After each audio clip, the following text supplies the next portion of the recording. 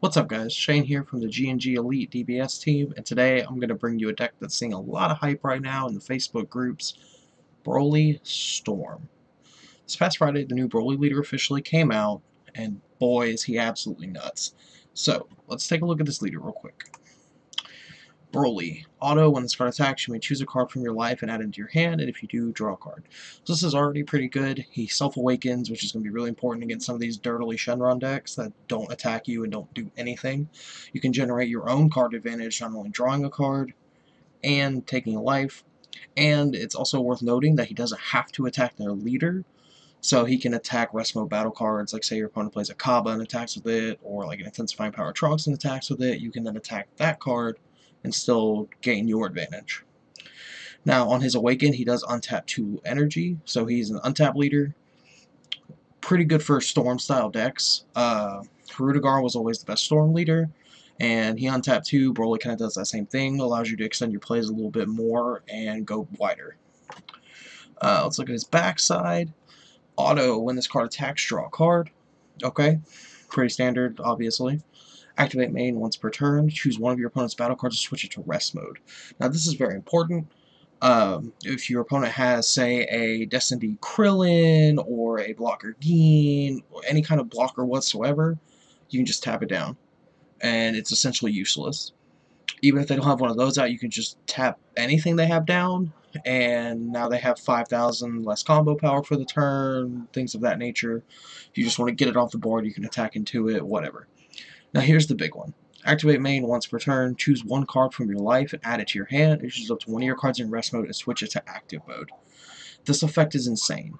Consider it Shenron Jr. in a way, or like a baby Shenron. So you're not going to give it triple attack, but you're essentially giving it dual attack. And with certain not certain leaders, but certain cards, that can be really good. Something like Ultra Instinct Goku, giving it his triple attack, they can't combo, attacking twice. Heightened Mastery Son Goku, Goji to 7, all kinds of different things.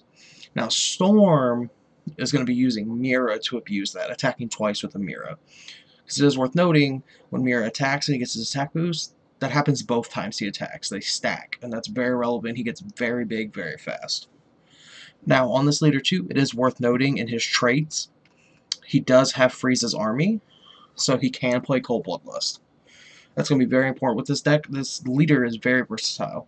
You can play all kinds of different strategies with this leader, and he's going to, I don't think he's going to take over the meta, but he's definitely going to have a home in the meta for the foreseeable future, I think.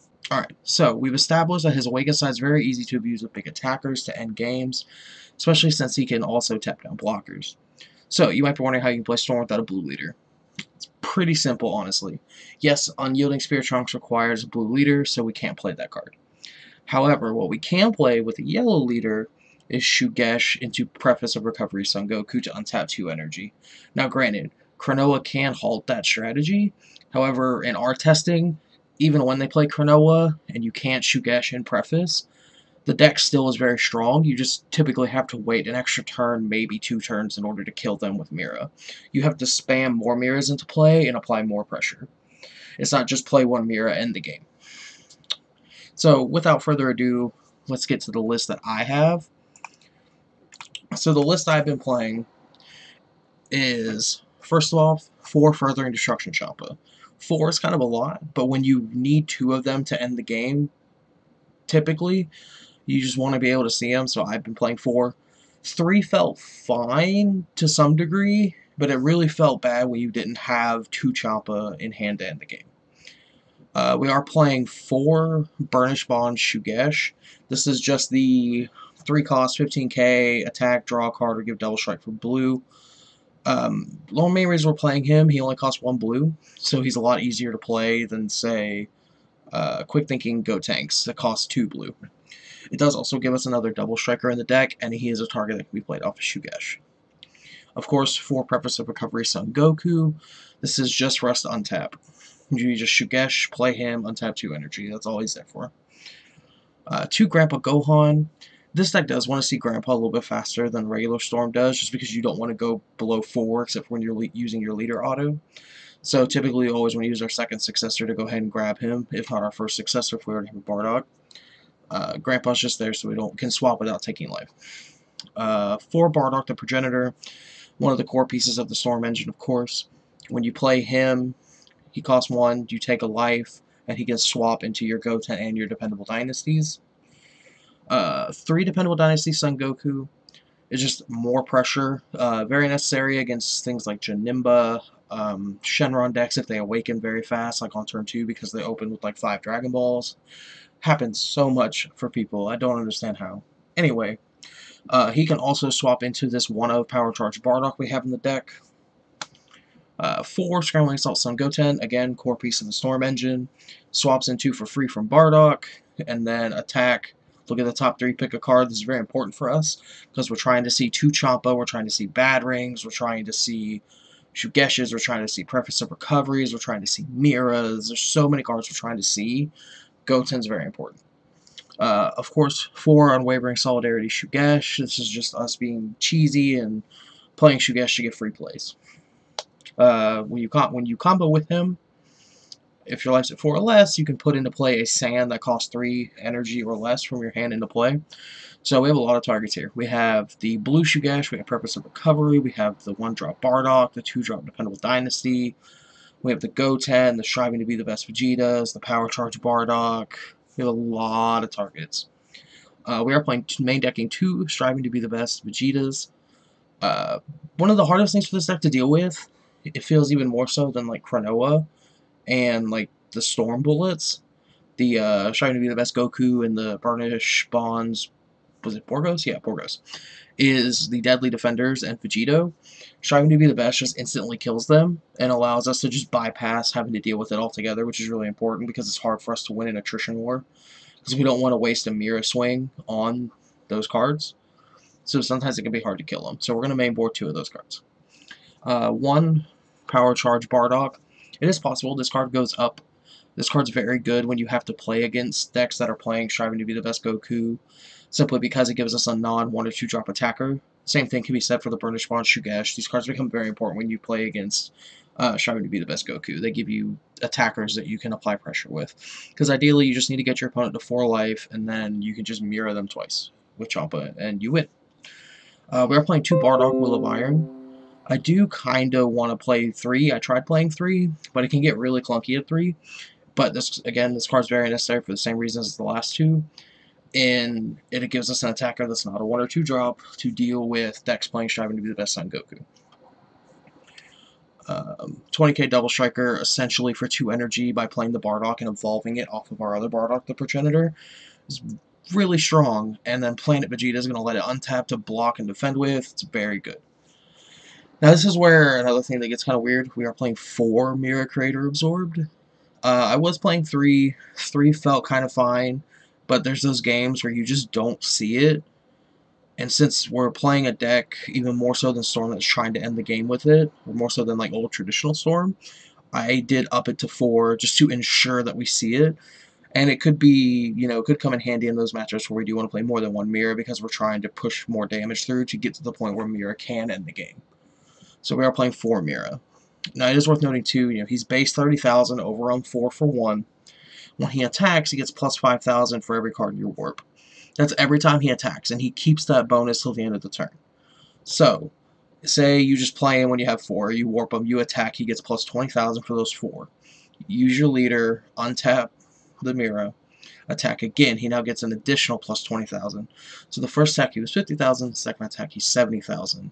He just gets bigger and bigger and bigger with every attack. Now for the extra cards, we're playing 4 Senzu Bean. Of course, this is a Storm-style deck. We need the Bean to untap. Successor of Hope, playing 3 of those just to help us dig for Bardock in the early game and Grandpa Gohan. Again, you can also grab the Dependable Dynasty Son Goku. So, Successor is kind of necessary. Ideally, you want to play 4, but I had to make room for the Striving to be the Best Vegeta somehow in the 4th Mira, and I ended up just cutting 1. 3 Bad Ring Laser. 2 might be enough, but I kind of just like having 2 in my hand when I'm trying to end the game. That's just a personal choice. You could probably lower this down to 2, honestly. I just like having Bad Ring for the negates. And last but not least, 2 Planet Vegeta. This just helps us find Goten's turn 1. We can go get Shugesh with it. We can go get Preface of Recovery.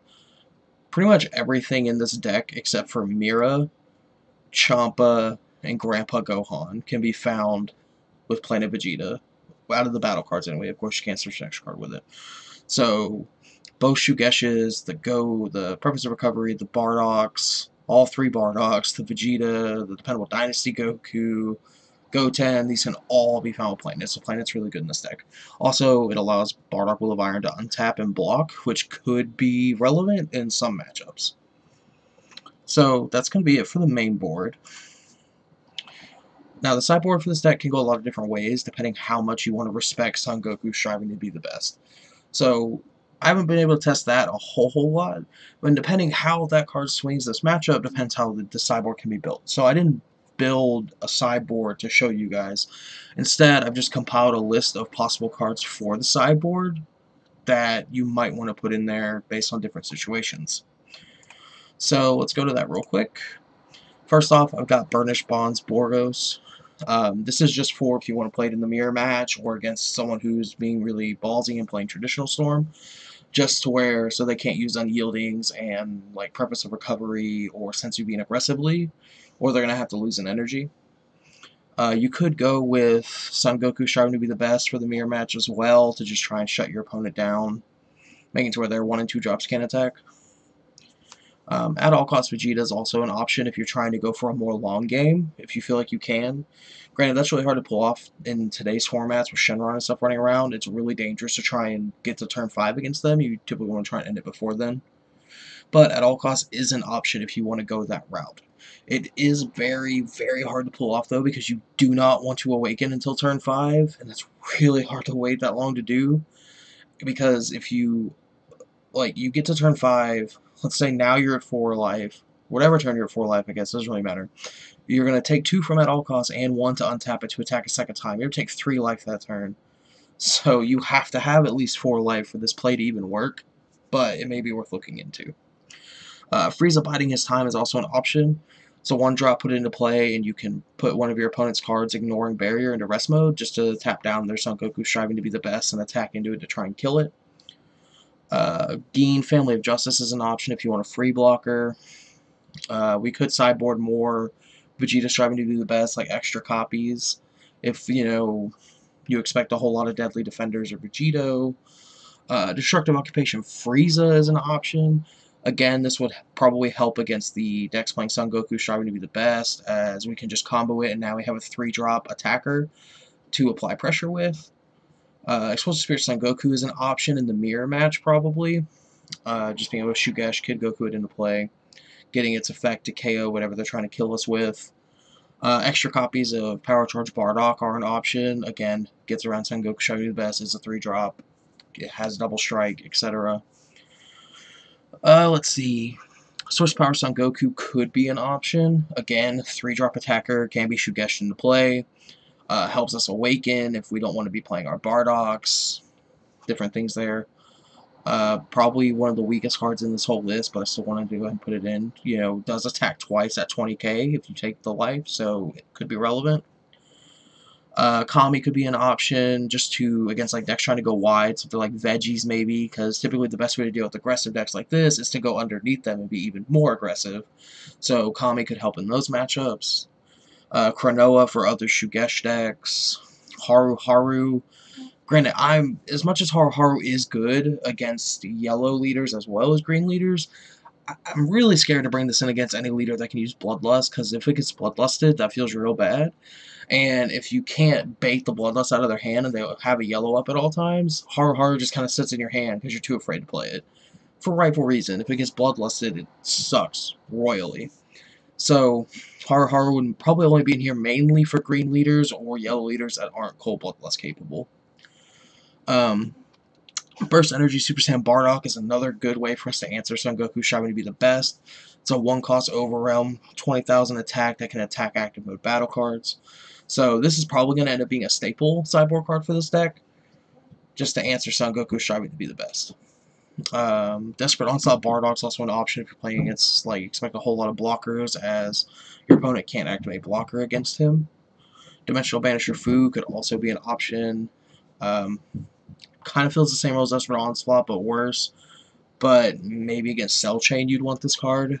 Just to, if they Cell Chain you, you can play it and then kill their 7-drop Cell. Mass Sand could be an option against maybe like World Martial Arts tournament decks, where they're spamming a bunch of 1-drops on the board. You could just get a lot of value out of playing the Mass Sand to warp all of them. Scientist Fu would offer us more draw power, so he could be an option. Would also probably be decent against Cell Chain. It's hard to say. So these are all the cards that, scrolling through DBSX came to mind for me as sideboard options. Obviously, there's others you could look into. There's more Silver Bullets you could look into. Dark Power Black Mass Sand would be one. And there's several others, but these are all the ones I picked out. Honestly, this deck's a ton of fun and has a lot of potential due to its sheer power and versatility. And I honestly urge you guys to at least try it in your testing for Atlantic City and Atlanta. It may not be great, but there's definitely potential here. And I would not be surprised to see this deck perform in Atlantic City as well as Atlanta next month. Alright guys, so that's it for this deck profile. I'll see y'all next time, and remember, stay elite.